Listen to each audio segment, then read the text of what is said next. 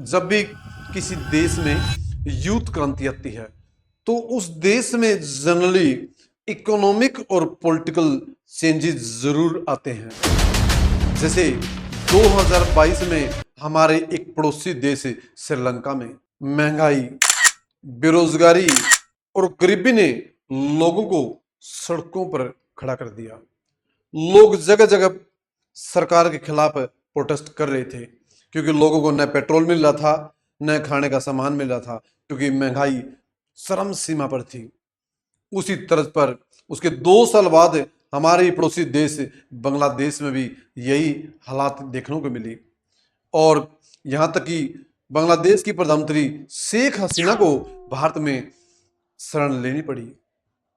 उसी तरह आज 2025 में नेपाल में एक यूथ प्रोटेस्ट जिसका नाम जेन जी के नाम से है, उन्होंने भी महंगाई, बेरोजगारी और राजशाही के खिलाफ एक प्रोटेस्ट किया और एट लास्ट वहां के प्रधानमंत्री और फाइनेंस मिनिस्टर या जितने भी मिनिस्टर थे उनको देश छोड़कर भागना पड़ा। मान लो आपके आसपास कोई आग लग जाती है, क्या आपको नहीं लगता कि उस आग का असर आपके मकान पर भी पड़ सकता है? क्या इस क्रांति का प्रभाव भारत जैसे देश पर पड़ सकता है? वैसे तो भारत में इन देशों की अपेक्षा अलग परिस्थितियां हैं, क्योंकि भारत दुनिया का एक स्ट्रॉन्ग डेमोक्रेटिक कंट्री है और आज इंडिया परचेजिंग पावर पैरिटी में दुनिया की 3rd लार्जेस्ट इकोनॉमी और नॉमिनल जीडीपी में दुनिया की 4th लार्जेस्ट इकोनॉमी है और भारत का 2047 तक विकसित भारत बनने का सपना भी है। इन सब के बावजूद भारत में हर साल लगभग 1.5 करोड़ से ज्यादा यूथ ग्रेजुएट होते हैं, परंतु उनमें से मात्र लगभग 8 से 10 लाख लोगों को ही ठीक ठाक नौकरी मिलती है। ऐसा क्यों? क्योंकि हमारे देश में इलेक्शन टाइम पर होता है, उसका रिजल्ट भी टाइम पर आता है, परंतु जब केंद्र और राज्य में नौकरियां निकलती हैं, न तो वो नौकरियां, वो जॉब्स समय पर निकलती, न उनका रिजल्ट समय पर आता और कई बार अगर रिजल्ट आ जाता है तो वो रिक्रूटमेंट, वो भर्ती कोर्ट में चली जाती है और हमारा यूथ बेबस और लाचार बनकर रह जाता है। क्या आपको ये नहीं लगता इसके लिए कौन जिम्मेदार है, सरकार या यूथ? जैसा कि मैंने पहले बताया कि इलेक्शन समय पर आता है, उसका रिजल्ट भी समय पर, परंतु दूसरी तरफ न तो नौकरियां समय पर आती, न ही उनका रिजल्ट टाइम पर आता और यहां तक तो कई बार केंद्र और राज्य की जो भर्तियां हैं वो कोर्ट में कई साल तक अटकी रहते हैं। जैसा कि हाल ही में दिल्ली में न केवल स्टूडेंट्स बल्कि जो टीचर्स थे उन्होंने एसएससी और रेलवे के खिलाफ एक प्रदर्शन किया। इस प्रदर्शन में उनको दिल्ली पुलिस ने बड़ी बर्बरता से पिटाई की। क्या नौकरी लेना उनका अधिकार नहीं है? जैसा कि भीमराव अंबेडकर जी ने कहा था, India is a welfare state, कि भारत एक कल्याणकारी राज्य है जहां भारत एक उभरती अर्थव्यवस्था है, एक एमर्जिंग इकोनॉमी है और 1991 के बाद भारत की जीडीपी ग्रोथ रेट भी 6% से ज्यादा चल रही है, क्योंकि 91 से पहले भारत की जो इकोनॉमी थी वो क्लोज्ड इकोनॉमी थी, लेकिन 91 के बाद जैसे सरकार ने एलपीजी को अडॉप्ट किया तो Indian economy became a open economy. आज हमारे देश में 1991 से पहले की बात करें और आज 2025 की बात करें, हमारा एक्सपोर्ट इंपोर्ट निरंतर बढ़ता जा रहा है। वैसे तो ग्लोबल ट्रेड में हमारा हिस्सा, अगर मैं गुड्स की बात करूं तो लेस देन 3% है और सर्विसेज का भी जो हमारा एक्सपोर्ट है वो 6% के आसपास है। परंतु अगर वर्तमान संदर्भ की मैं बात करूं, आज देश में काफी बेरोजगारी है, गरीबी है और आर्थिक असमानता है। ऑक्सफैम रिपोर्ट 2023 के अनुसार भारत में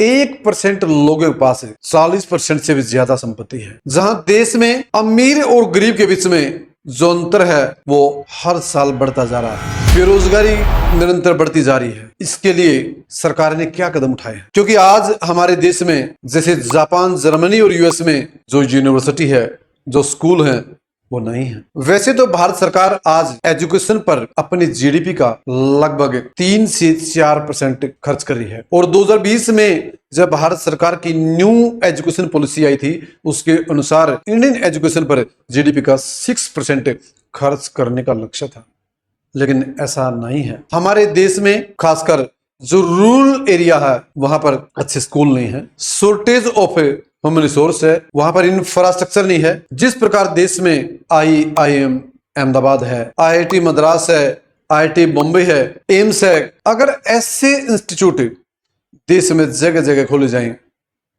तो हमें बाहर पढ़ने की जरूरत नहीं है।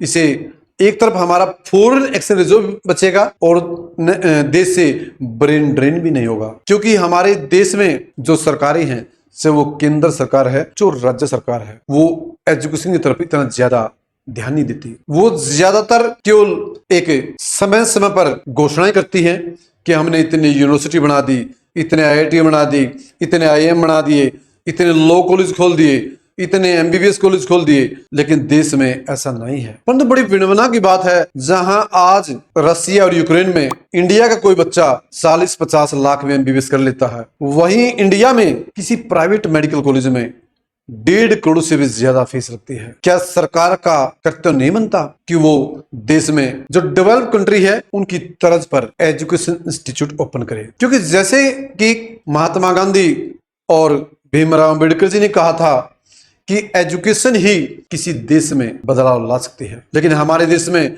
वैसे तो सरकार ने कई प्रोग्राम चलाए हैं, कोई स्किल इंडिया मिशन है, कोई डिजिटल इंडिया मिशन है, लेकिन एट लास्ट इन सब के बावजूद भी भारत में इकोनॉमिक डिस्पैरिटी बढ़ती जा रही है। जहां गरीब और अमीर में बहुत ज्यादा अंतर बढ़ता जा रहा है, उसी तरह भारत में जो एजुकेशन स्टैंडर्ड है वो बहुत ज्यादा लो है। क्योंकि हमारे देश में जो सरकारी है, जैसा कि मैंने पहले बताया, चाहे केंद्र सरकार है चाहे राज्य सरकार है, वो केवल वोट की राजनीति करती है। वो समय समय पर हमें धर्म और जाति में उलझाकर मसल पावर और मनी पावर का यूज करके आसानी से इलेक्शन जीत जाते हैं, परंतु हमारी भोली भाली जनता उसमें उलझी रहती है। जब तक देश में बेरोजगारी पर काबू नहीं किया जाएगा, देश में पॉवर्टी या यूं कहें गरीबी दूर नहीं की जाएगी या एजुकेशन का स्टैंडर्ड इंक्रीज नहीं किया जाएगा, तब तक देश में प्रोग्रेस नहीं होगी और देश अंधकार में चला जाएगा। यदि परिस्थितियां ऐसी ही चलती रही, क्योंकि देश में जहां एक तरफ करोड़ों लोग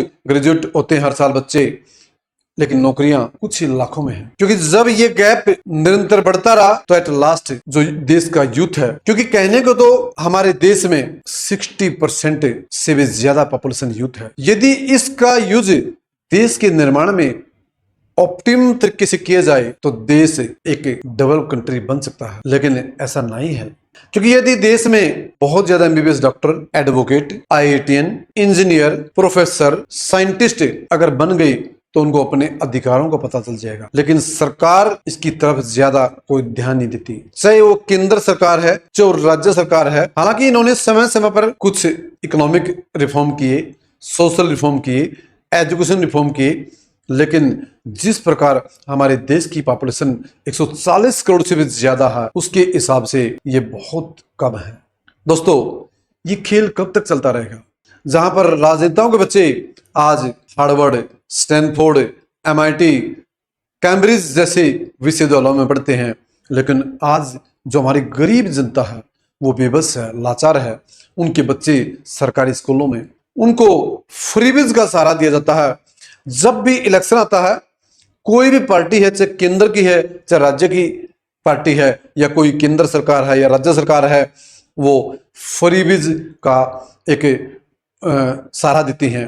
लोग फ्री ऑफ कॉस्ट के आदी हो जाते हैं। जहां सरकार आज PDS पर, जैसे मैं कहूं जो फूड PDS है, उस पर हर साल 2 लाख करोड़ से भी ज्यादा सब्सिडी देती है, लेकिन अगर गरीब लोगों को ये सब्सिडी देने की बजाय अगर अच्छे IIT बनाए जाएं, अच्छे IIM बनाए जाएं, अच्छे एग्रीकल्चर यूनिवर्सिटी बनाई जाएं, अच्छे स्कूल खोले जाएं, अच्छे हॉस्पिटल बनाए जाएं, तो देश बहुत ऊंचाई पर जा सकता है। लेकिन गरीब लोग उस PDS में उलझे रहते हैं। दोस्तों, मेरे द्वारा जो जानकारी दी गई आपको कैसी लगी?